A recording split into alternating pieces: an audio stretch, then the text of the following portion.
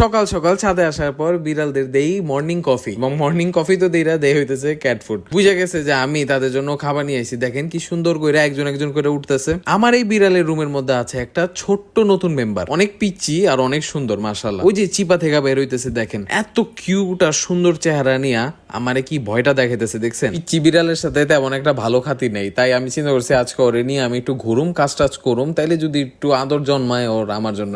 মোটামুটি বন্ডিং তো হয়ে গেছে, কিন্তু ওর মা অনেক চাইতে গেছে, তাই তাড়াতাড়ি করে ওর কাছে দিয়ে দিলাম। নরমালি জালালি কবুতররা দেখলেই চলে আসে আমারে, তাই আমার আর কবুতর পালা লাগে না, মানে ঝাঁকে ঝাঁকে। এই শখটা কিন্তু ওরা নিজেরাই পূরণ করে দেয়। কি সুন্দর করে আসে ওরা। ছাদে আজকে আবার একটা কাজ আছে, টপ গুলা মাটিতে রেখা পুরা জ্বালায় আছি, তাই স্টিলের একটা ফ্রেমের মধ্যে সবগুলারে উঠায় রাখবো। তো যতক্ষণ সুজন ভাই এই কাজটা করে আমি জ্যাকরে খাওয়া দিয়া দেই। জ্যাকে করছে কি রুমে সব উল্টায় দিছে। মাটিতে একটা জিনিস দেখতে পারলাম, এটা হইতেছে জ্যাকের সবচেয়ে বড় লেজ।